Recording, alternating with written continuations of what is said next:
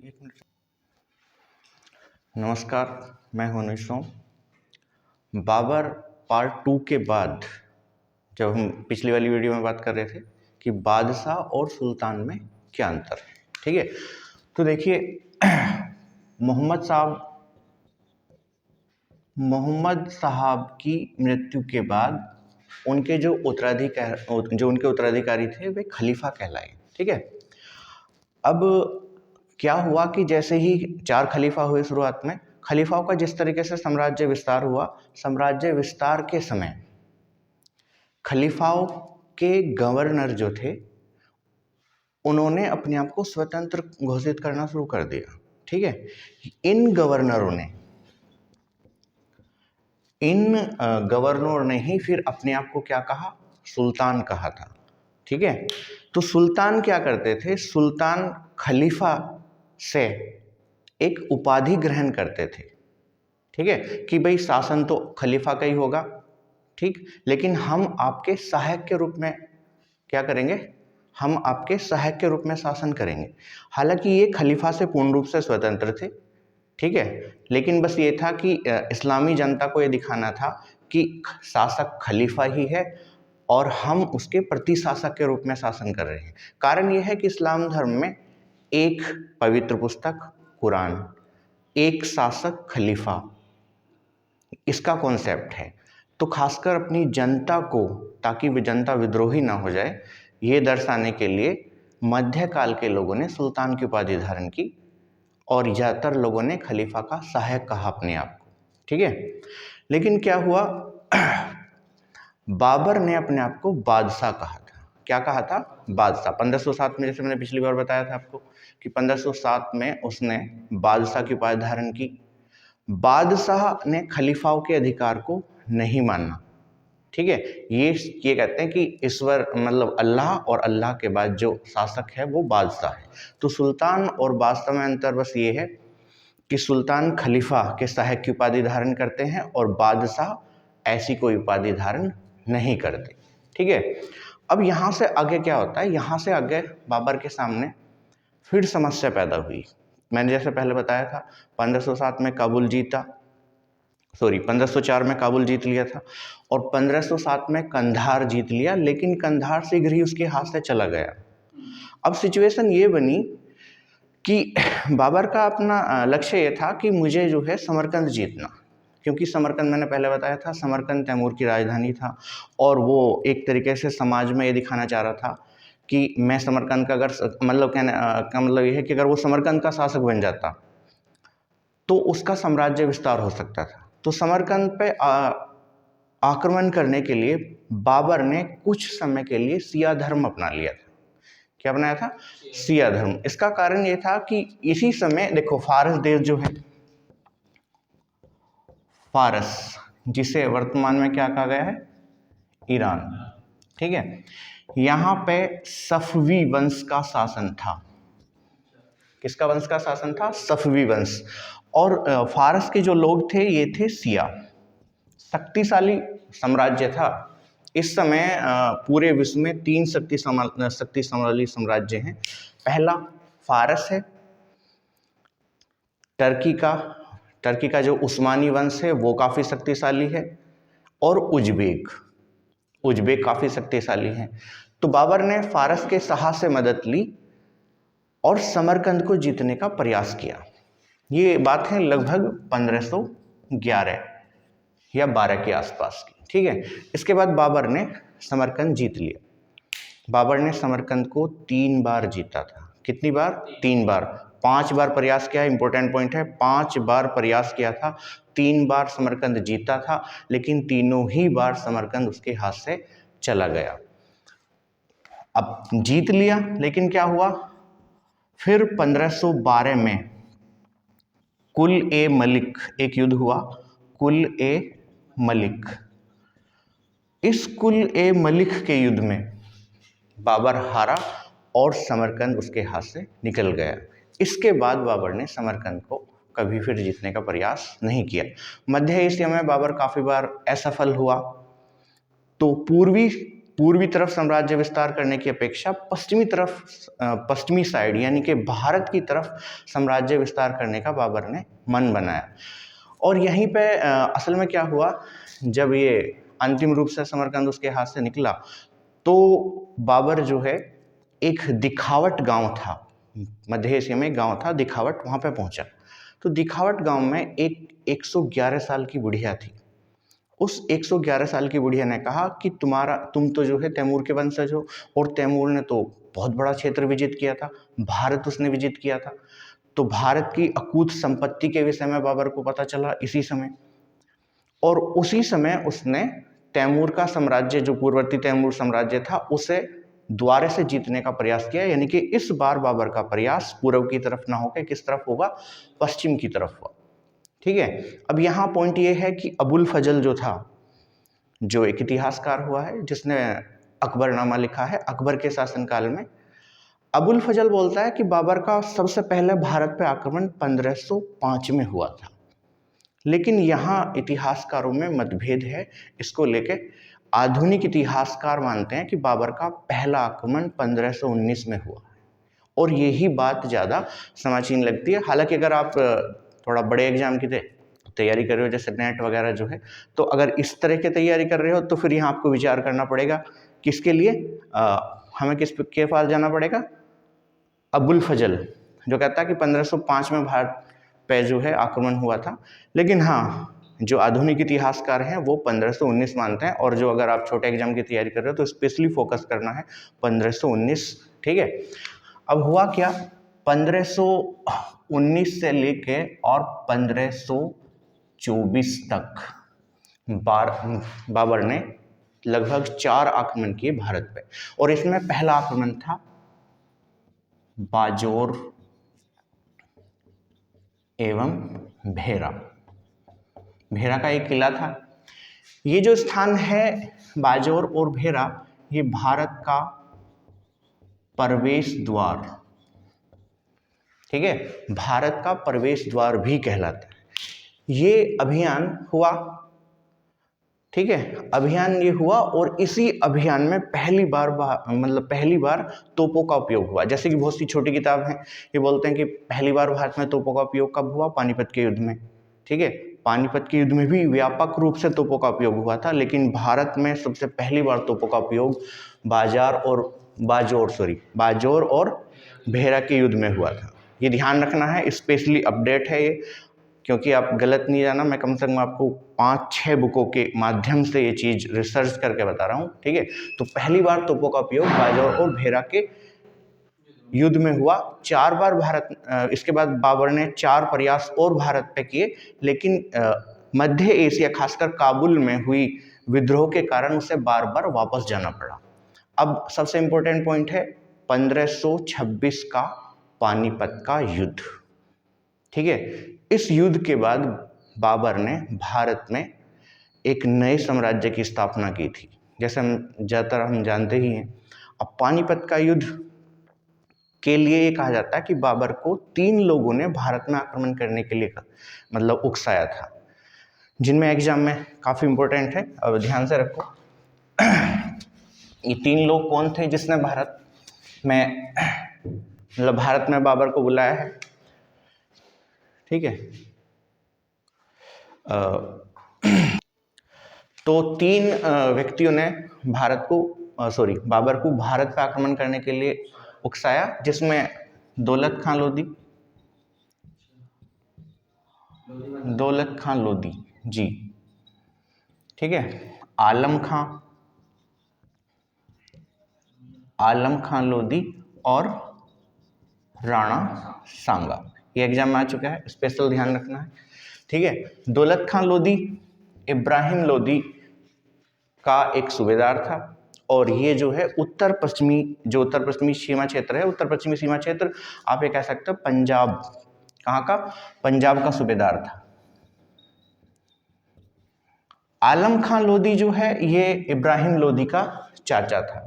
ठीक है, और राणा सांगा, हालांकि अब यहाँ पे क्या है, केवल बाबर की जो आत्मकथा है उसमें ही मिलता है कि राणा सांगा ने मुझे भारत पर आक्रमण करने के लिए बुलाया, अदरवाइज किसी और स्रोत से इस चीज़ की पुष्टि नहीं होती। लेकिन आप छोटे एग्जाम की जो तैयारी पर फोकस है, तो फिलहाल आपको तीनों ही याद रखने हैं कि इन तीनों ने भारत पर आक्रमण करने के लिए बाबर को बुलाया। अब बाबर भारत आया, लेकिन बाबर थोड़ा रूढ़िवादी भी था। उसने ये कहा कि भाई भारत पे आक्रमण जब करूंगा जब मुझे या तो कस्तूरी या फिर आम मिले, कस्तूरी या तो कस्तूरी मिले या फिर आम मिले। तो आलम खां लोधी ने उसे एक कच्चा आम दिया था, इसे बाबर ने शुभ माना और इसके बाद बाबर ने भारत पे आक्रमण किया। तो बाबर का जो 5वां आक्रमण है ये पानीपत का युद्ध था। कौन सा आक्रमण? 5वां आक्रमण। मैंने भी बताया कि पहले 4 आक्रमण भी हुए हैं, लेकिन चूंकि मध्य एशिया में थोड़ी समस्या थी जिसे बार बार मतलब उसे वापस जाना पड़ा, तो 5वां आक्रमण पानीपत का युद्ध हुआ। पानीपत का युद्ध, डेट इंपॉर्टेंट है इसमें, 21 अप्रैल 1526। पानीपत फर्स्ट। पानीपत वर्तमान ज़्यादातर जानते भी होंगे, हरियाणा में है। तो यहाँ ये युद्ध हुआ है बाबर और इब्राहिम लोदी के बीच में। इसमें बाबर की जीत हुई। बाबर की जीत का मुख्य कारण तोपखाने का उपयोग बताया गया है, ठीक है। हालांकि यहाँ पे अगर आप थोड़ा बड़े एग्जाम की तैयारी कर रहे हो तो इसमें स्पेशली आपसे बता दूं मैं, यहाँ कुछ इतिहासकारों ने कहा कि इब्राहिम लोदी के पास 1 लाख सेना थी, जबकि बाबर खुद अपनी आत्मकथा में कहता है कि मेरे पास 12,000 सैनिक थे। तो क्या वास्तव में 12,000 सैनिकों के द्वारा 1 लाख सैनिकों को हराया गया? ऐसा नहीं था, ऐसा नहीं था। केवल बाबर ने ये कहा कि जिस समय वो चला सेना लेके उसके पास 12,000 सैनिक थे। इसके अलावा बाबर के जो उसके सूबेदार जो थे बाबर के, जैसे जिनमें हुमायूं उसका लड़का भी था, उसकी सेना भी थी, और मध्य एशिया में काबुल वगैरह के जो क्षेत्र हैं वहाँ से भी कुछ लोगों ने उसको सहायता भी। ये तो लगभग जो है सेना बाबर की इब्राहिम लोदी से आधी मानी जा सकती है। लेकिन इसमें हम पूर्ण रूप से, क्योंकि हमारे पास पूर्ण रूप से आंकड़े नहीं हैं क्या एक्चुअल में था, तो हम कुछ भी नहीं कह सकते। लेकिन हाँ, ये नहीं कहा जा सकता कि इब्राहिम लोदी की अपेक्षा बाबर के पास काफ़ी कम सेना थी, ठीक है। अब युद्ध हुआ। युद्ध चूंकि मैंने अभी बताया आपको कि तोपों का उपयोग हुआ, और तोपों के उपयोग की वजह से क्या हुआ, इब्राहिम लोदी की हार हुई। मध्यकाल में इब्राहिम लोदी पहला सुल्तान शासक, मतलब पहला ऐसा सल्तनतकालीन शासक था जो युद्ध क्षेत्र में मारा गया। इससे पहले काफी सुल्तान हुए हैं, हालांकि कॉन्स्पिरेसी से तो वे मारे गए हैं, लेकिन युद्ध क्षेत्र में किसी की मृत्यु नहीं हुई है। तो यहाँ सबसे ये काफी, अब ये बताया किसने, एक इतिहासकार हुआ है न्यामतुल्ला। न्यामतुल्ला बोलता है कि इब्राहिम लोदी सल्तनत काल का पहला ऐसा शासक है जो युद्ध क्षेत्र में मारा गया। बाबर ने भी क्या किया, जैसे इब्राहिम लोदी की मृत्यु हुई, बाबर युद्ध जीता, तो इब्राहिम लोदी का ईंटों से एक मकबरा भी बनाया गया, काफी इंपॉर्टेंट है, ठीक है, ये आपको याद रखना है। युद्ध हुआ, जीत गया बाबर, दिल्ली कब्जे में ली। इस युद्ध में इब्राहिम लोदी के साथ विक्रमजीत जो ग्वालियर का शासक था, वो इब्राहिम लोदी का साथ दे रहा था, उसकी भी युद्ध में मृत्यु हुई। और विक्रमजीत का परिवार आगरा में था। अब बाबर ने जो है हुमायूं से कहा कि आप आगरा पे कब्जा करो, क्योंकि राजधानी थी, दो राजधानी है इस समय बेसिकली। सिकंदर लोदी ने, जैसे आप जानते ही होगी, 1504 में आगरा नगर की स्थापना की और 1506 में उसे राजधानी बनाया। ध्यान रखना, 1506 में राजधानी बना। आगरा नगर की स्थापना 1504 में हुई है, लेकिन राजधानी कब बनी है? 1506 में बनी है। तो हुमायूं को आगरा भेजा राजधानी पे कब्जा करने के लिए, क्योंकि राजधानी में कोस रखा हुआ था। हुमायूं ने आगरा पे कब्जा किया। वहीं से हुमायूं को विक्रमजीत के परिवार से कोहिनूर हीरा मिला। तो यहाँ याद रखना है ये कोहिनूर हीरा, हालांकि इसके विषय में मैं अलग वीडियो बना के भी आपको बताऊंगा कोहिनूर के विषय में, क्योंकि काफ़ी नामी हीरा है। तो कोहिनूर हीरा मिला। कोहिनूर हीरा हुमायूं ने किसे सौंपा? अकबर को, बाबर को दिया।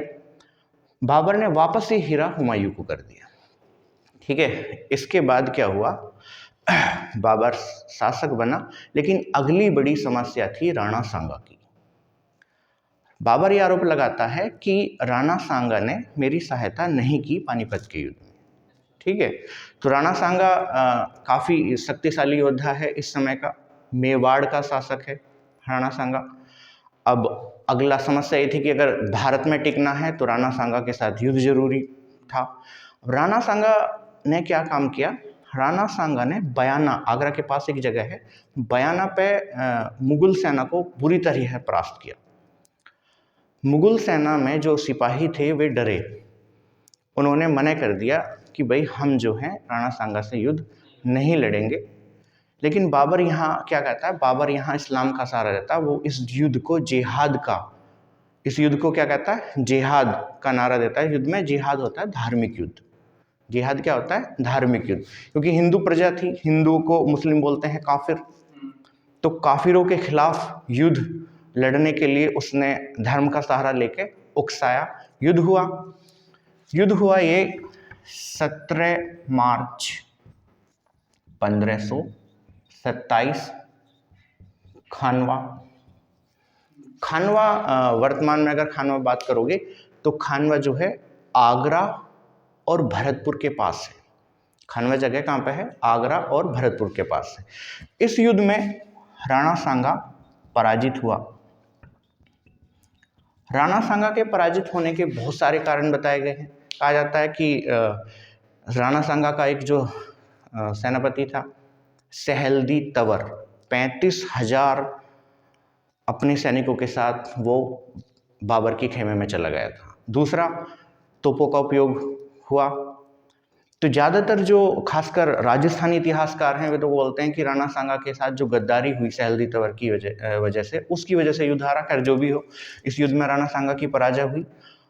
पराजय होने के बाद बाबर की अगली समस्या ये थी कि इस युद्ध में राणा सांगा की सहायता मालवा का एक शासक था मैदिन राय कर रहा था। मैदिन राय युद्ध में बच गया था। तो जो अगला युद्ध होता है ये जनवरी में हुआ 1528, ठीक है। युद्ध क्या था, युद्ध का नाम बता सकते हो? तो ये युद्ध है 29 जनवरी 1528 को, चंदेरी का युद्ध। इस युद्ध में मैदिन राय की हार हुई। खानवा का युद्ध और चंदेरी के युद्ध दोनों को जीतने के बाद बाबर ने गाजी की उपाधि धारण की थी। पहला युद्ध हुआ चूंकि खानवा का, तो गाजी की उपाधि धारण की। गाजी होता है काफिरों का वध करने वाला, ठीक है। इस युद्ध में भी बाबर ने जिहाद का नारा दिया। दोनों युद्ध में जिहाद के नारे दिए गए। और ये कहा जाता है कि जो सेना पराजित हुई, उन पराजित हुई सेना के सिर काट के एक पिरामिड टाइप आकृति बनाई गई थी, ठीक है। अब देखो, ये युद्ध जो हुआ था ये इब्राहिम लोदी की हार हुई थी पानीपत के युद्ध में, जैसे भी बताया है, ज्यादातर को पता भी होगा। तो अफगानों का पूर्ण रूप से दमन नहीं हुआ था। इब्राहिम लोदी का छोटा भाई था महमूद लोदी, ठीक है। ये इब्राहिम लोदी का छोटा भाई है। तो अगला, अब अफगानों ने पुनः अपने आप को एकत्रित किया और अगला जो युद्ध हुआ वो हुआ घाघरा का युद्ध। घाघरा, ये युद्ध हुआ है 1529 में, ठीक है। ये पहला युद्ध था जो जल और थल में लड़ा गया था। ध्यान रखना है, ये पहला युद्ध है जो काय में जल और थल में लड़ा गया है। इस युद्ध में भी बाबर की जीत हुई और इन युद्ध को जीतने के बाद बाबर ने भारत में मुगल वंश की स्थापना की। लेकिन बाबर का दुर्भाग्य रहा कि जल्द ही उसकी मृत्यु हुई। जैसे मैंने आपको बताया है 1526 से लेके 1530 बाबर का भारत में टाइम पीरियड है, ध्यान रखना है, क्योंकि जन्म 1483 में हुआ है। तो 1526 से 1530 4 साल रहा और चारों साल ही लगभग उसे क्या करना पड़ा, युद्ध लड़ना पड़ा। इसके बाद, ठीक है, तो इस युद्ध में ये 4 युद्ध हुए हैं। इसके बाद क्या हुआ, बाबर की मृत्यु हुई। कहा जाता है कि बाबर की मृत्यु के 2 कारण बताए गए। पहला कारण तो ये है कि हुमायूं बीमार हो गया था और बीमार होने के बाद जो उनके खासकर जो सूफी संत वगैरह थे, उन्होंने बाबर को ये राय दी कि अगर ये सही होना है तो आप जो है क्या करो, इसकी बीमारी अपने ऊपर ले लो। तो बाबर ने हुमायूं की जो खाट थी उसके चारों तरफ चक्कर काटे और ईश्वर से प्रार्थना की कि आप अगर इसे सही कर दो और ये बीमारी मुझे दे दो, ठीक है, मैं इसके लिए तैयार हूँ। तो तभी से देखो एक ये भी खासकर भारत में गांव में ये प्रथा है कि अगर कोई बच्चा किसी खाट के चारों तरफ चक्कर काटता है तो उसे मना किया जाता है। तो ये कॉन्सेप्ट यहाँ से ही लिया गया है, लेकिन आधुनिक इतिहासकार इस बात को मानते नहीं है। ठीक है, फिर कैसे मृत्यु हुई? यहाँ पे गुलबदन बेगम है। गुलबदन बेगम ने एक रचना लिखी है जिसका नाम है हुमायूंनामा। हुमायूंनामा में गुलबदन बेगम कहती है कि बाबर की मृत्यु इब्राहिम लोदी की माँ के द्वारा जो जहर दिया गया था उसके कारण हुई थी। हालांकि तत्काल मृत्यु नहीं हुई, ये कहा जाता है कि बाबर की माँ इब्राहिम लोदी की माँ ने बाबर को क्या दे दिया था, जहर, और लेकिन बाबर ने तुरंत उल्टी कर दी थी, लेकिन वो जहर उसकी आंतड़ियों में रहा और उसी की वजह से वो बीमार हुआ, जिसके कारण उसकी मृत्यु हुई। मृत्यु के बाद बाबर को पहले आगरा में, उसके बाद काबुल में दफनाया गया। तो ये पहला शासक था जिसकी कब्र भारत से बाहर है, क्योंकि ऐसे भी क्वेश्चन एग्जाम आए। आगे जहांगीर जब हम पढ़ेंगे तो इसका एक और क्वेश्चन एग्जाम आएगा। खैर ये टॉपिक यहीं समाप्त होता है। इसके जो है अभी हम दूसरा प्रयास करेंगे कि आज ही रात को 8 बजे के आसपास दूसरी वीडियो के माध्यम से ये जो सार है बाबर का वो सारा कंप्लीट किया जाए और यहाँ से जो क्वेश्चन एग्जाम आए हैं उस पर भी हम चर्चा करेंगे। धन्यवाद।